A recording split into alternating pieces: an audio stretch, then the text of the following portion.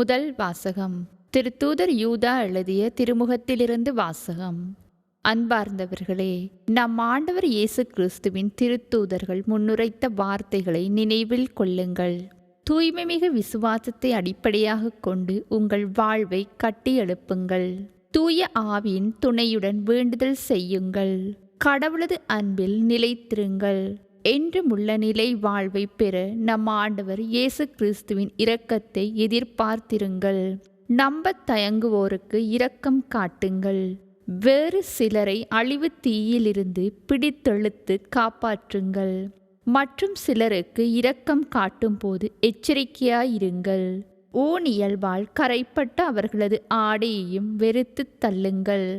வலுவாதபடி உங்களை காக்கவும் தமது மாட்சி திருமுன் மகிழ்ச்சியோடு உங்களை மாசற்றவர்களாய் நிறுத்தவும் வல்ல நம் மீட்பராகிய ஒரே கடவுளுக்கு நம் ஆண்டவர் இயேசு கிறிஸ்துவின் வழியாய் மாட்சியும் மாண்பும் ஆற்றலும் ஆட்சியும் ஊழிக்காலந்தொட்டு இன்றும் என்றும் உரியன. ஆமேன். இது ஆண்டவர் வழங்கும் அருள்வாக்கு.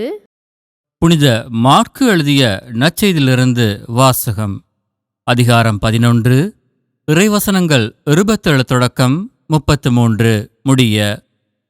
அக்காலத்தில் இயேசுவும் அவருடைய சீடர்களும் மீண்டும் எருசலேமுக்கு வந்தார்கள். இயேசு கோவிலில் நடந்து கொண்டிருந்த போது தலைமை குருக்கள், மறைநூல் அறிஞர்கள், மூப்பர்கள் ஆகியோர் அவரிடம் வந்து, எந்த அதிகாரத்தால் நீர் இவற்றை செய்கிறீர்? இவற்றை செய்ய உமக்கு அதிகாரம் கொடுத்தது யார் என்று கேட்டனர். இயேசு அவர்களுக்கு மறுமொழியாக, நானும் உங்களிடம் ஒரு கேள்வி கேட்கிறேன், நீங்கள் மறுமொழி கூறுங்கள். அப்போது எந்த அதிகாரத்தால் இவற்றை செய்கிறேன் என நான் உங்களுக்கு சொல்வேன். திருமுழுக்கு அளிக்கும் அதிகாரம் யோவானுக்கு விண்ணகத்திலிருந்து வந்ததா அல்லது மனிதரிடமிருந்து வந்ததா? எனக்கு பதில் சொல்லுங்கள் என்றார். அவர்கள் விண்ணகத்திலிருந்து வந்தது என்போமானால் பின்பு ஏன் அவரை நம்பவில்லை என கேட்பார். எனவே மனிதரிடமிருந்து வந்தது என்போமா என்று தங்களிடையே பேசிக் கொண்டிருந்தார்கள். ஆனால் மக்கள் அனைவரும் யோவானை ஓர் இறைவாக்கினராக கருதியதால் அவர்களுக்கு அஞ்சினார்கள். எனவே அவர்கள் இயேசுவிடம், எங்களுக்கு தெரியாது என்று பதிலுரைத்தார்கள். இயேசுவும் அவர்களிடம், எந்த அதிகாரத்தால் இவற்றை செய்கிறேன் என்று நானும் உங்களுக்கு கூறமாட்டேன் என்றார். இது கிறிஸ்து வழங்கும் நற்செய்தி. கிறிஸ்து இயேசுவுக்குள்ளே பிரியமான சகோதரங்களே, நம்முடைய தாய் திருச்சபையானவள் இன்றைய நாளிலே புனித ஜஸ்டினுடைய திருவிழாவிலே மகிழ்ந்து நிற்கின்ற இந்த வேளையிலே இன்றைய நற்செய்தி எங்களுக்கு தருகின்ற செய்தி, நாங்கள் எங்களுடைய வாழ்விலே ஆண்டவர் இயேசுவையும் அவருடைய வழிமுறைகளையும் நாங்கள் முதல் எங்களுக்குள்ளே தேடிக்கொண்டு எங்களுக்கு மற்றவர்கள் என்ன செய்கிறார்கள், மற்றவர்களுடைய வாழ்க்கை முறை எப்படி இருக்கின்றது நாங்கள் தேடுவதற்கு இன்றைய நாளிலே அழைக்கப்படுகிறோம். ஆண்டவர் இயேசு தன்னுடைய பகிரங்க பணியை செய்து கொண்டு அவர் எல்லாவற்றையும் கடவுளுடைய சித்தம் என்று சொல்லி செய்கின்ற பொழுது அவரை சிக்க வைப்பதற்காக பரிசேயர்கள், சதுசேயர்கள் ஆண்டவர் இயேசுவிடம் பல கேள்வி கணைகளை தொடுப்பதை நாங்கள் பார்க்கின்றோம்.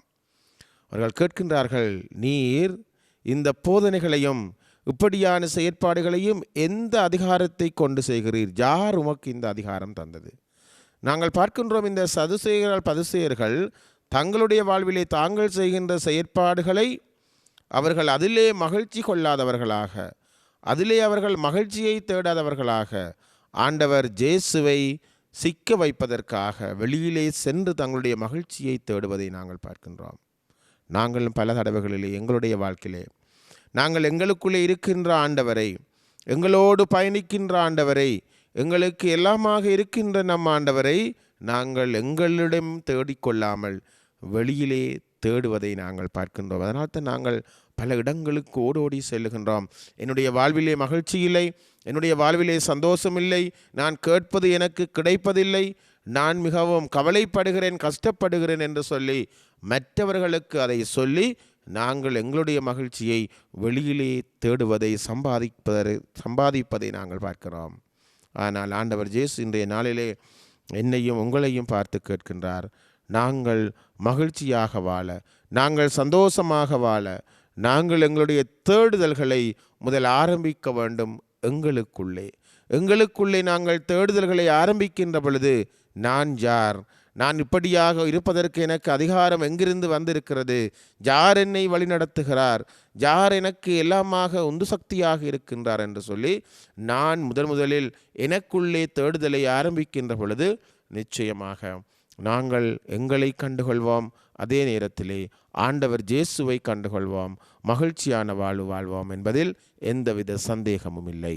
ஆகவே இன்றைய நாளிலே நாங்கள் எந்த அதிகாரத்தை கொண்டு நீர் இதை போதிக்கின்றீர் என்று சொல்லி சதுசேயர்கள் ஆண்டவரை கேட்டு அவர்கள் மாட்டிக்கொண்டது போல நாங்கள் எங்களுடைய வாழ்விலே ஆண்டவர் இயேசுவை சோதிக்காமல், ஆண்டவருடைய இயேசுவினுடைய போதனைகளை சோதனைக்குட்படுத்தாமல் நாங்கள் ஆண்டவரிலே உண்மையான விசுவாசம் கொண்ட மக்களாக வாழ இன்றைய நாளிலே வரம் வேண்டி மன்றாடுவோம். ஆமேன்.